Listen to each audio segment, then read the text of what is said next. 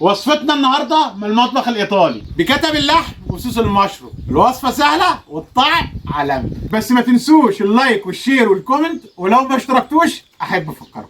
بعد بسم الله هنبدا نقطع اللحمه، ودايما بنوه ان تقطيع اللحمه بتكون عكس اتجاه النسيج علشان بتكون افضل في التسويه والهضم خصوصا للاطفال. والقطعيه في البيكاتا عايزينها تكون بالسمك ده. ونبدأ نتبلها بالملح والفلفل الأسود من الجهتين وعلى الهادي وما نكترش.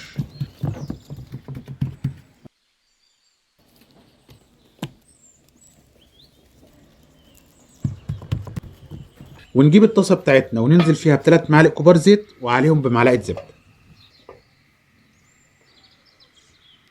وننزل باللحمة في الطاسة بعد ما سخنت معانا تمام، علشان اللحمة تاخد معانا صدمة وتقفل المسام، وبالتالي مش هتنزل مية.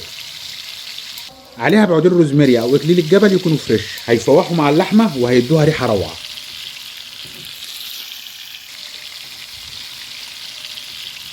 ومش عايزين نقرص على اللحمه في التسويه وننشفها.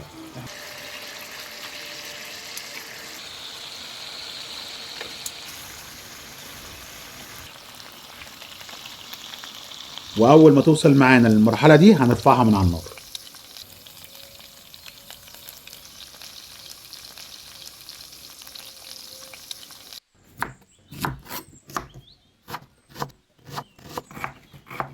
على نفس الزيت والزبده في الطاسه بعد ما روقناها تمام هننزل بالبصل، ولو لقيناها محتاجه معلقتين زيت نزودها.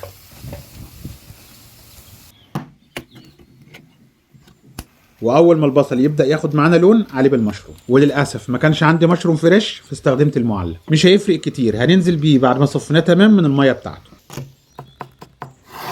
وعليهم ب3 فصوص توم مفروم، ونبدا نضيف التوابل. هنظبط الملح حسب الرغبه، وما ننساش اننا متبلين اللحمه بالملح والفلفل الاسود، وعليهم برشه خفيفه من الفلفل الاسود ومعلقه صغيره من التوابل الايطاليه. واللي ما عندوش توابل ايطاليه هيظهر ليكم في علامه الاي طريقه عمل التوابل الايطاليه، وهسيب ليكم اللينك في الوصف. ونديهم تشويحه مع بعض لمده 7 دقائق تقريبا لغايه ما المشروم تجف ميته ويبدا ياخد معانا لون، ونرفعه من على النار ونجهز المرقه. هنحضرها ب3 كوبايات كبار ميه سخنه وعليهم بمكعب مرقه.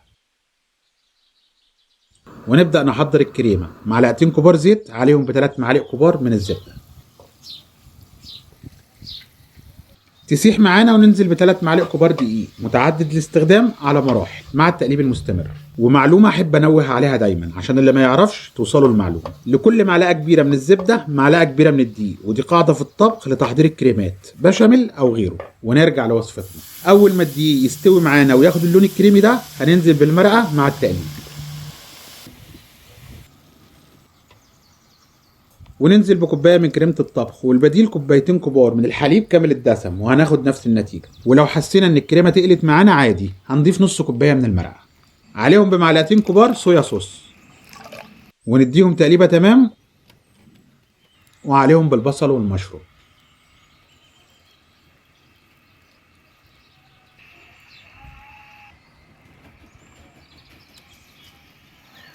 وننزل باللحم.